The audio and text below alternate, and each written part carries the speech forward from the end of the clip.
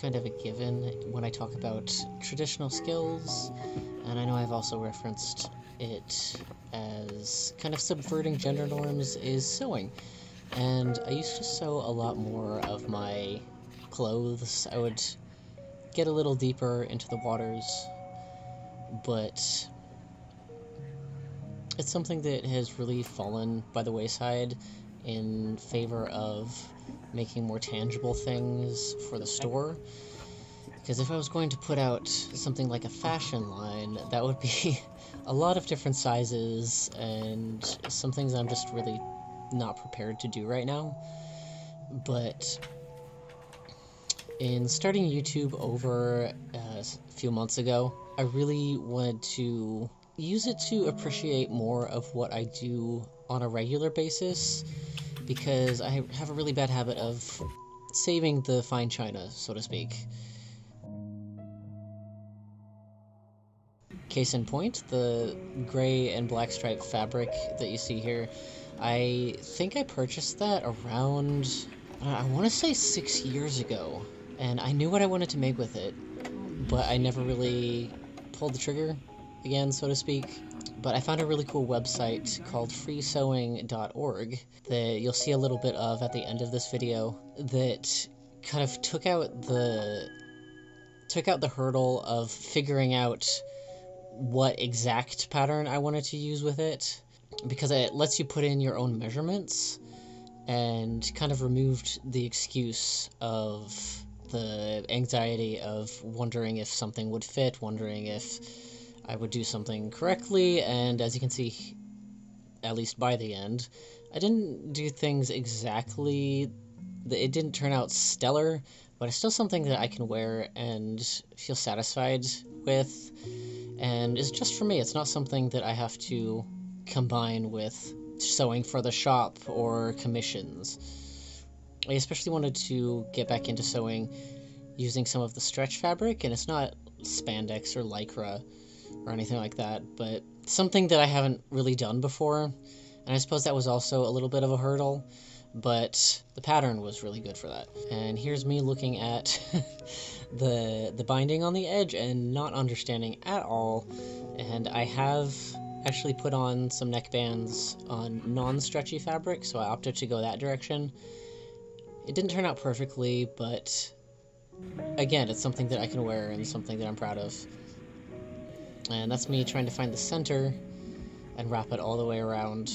And I didn't film all of this, but I cut off the end, made it a little bit shorter, and then I made it more narrow than the original pattern pieces were calling for, because even on the website that I was using, it was calling the different patterns different blocks, which is, no pun intended, basically it's a base for customizing it to your liking.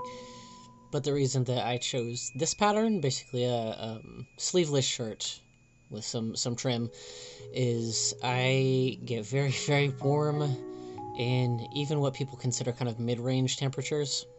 And so if I can adjust this pattern to my liking, then there will be several of them made whenever I need them.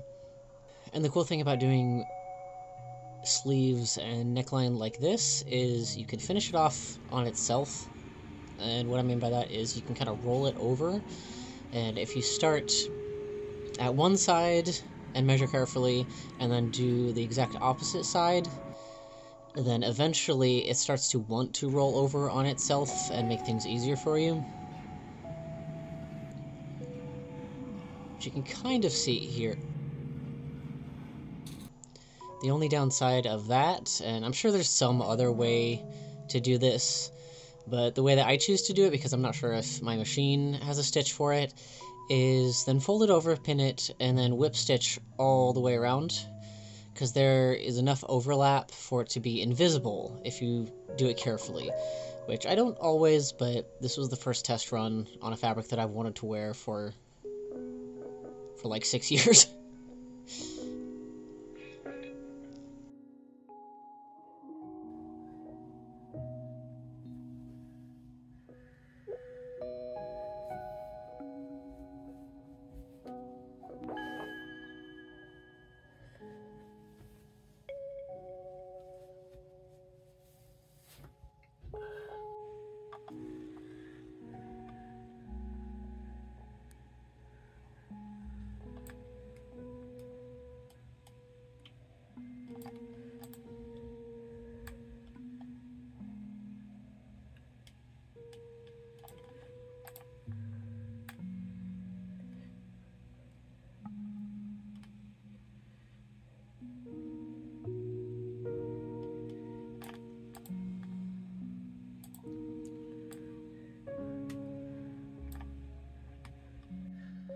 for my first personal project, in at least sewn project in a while, I'm really happy with it. It's wearable, and on first and second glance, you can't tell all of the things that I can see are a little bit glaring.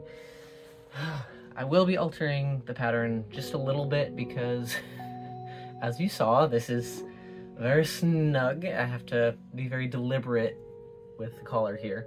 And there's also a little bit, it's probably just what I was doing with it, but I haven't done much with edge binding, but I dig the finished result, except for the little flappy thing back there, which I already did some hand sewing to fix a little bit more, but it sticks out a bit. And then also, I still need to hem that, but overall, pretty good. I have enough fabric to make another one, as well as something long sleeve and maybe another small something. There's also an underwear pattern that I will not be making a video about, at least modeling, but it's good to be back to making this kind of thing for myself. And as things get warmer, as I've mentioned before, I am medically allergic to heat, which I may describe a little more in depth at some point, but I need about 15 of these in like different colors and patterns, and now that's possible.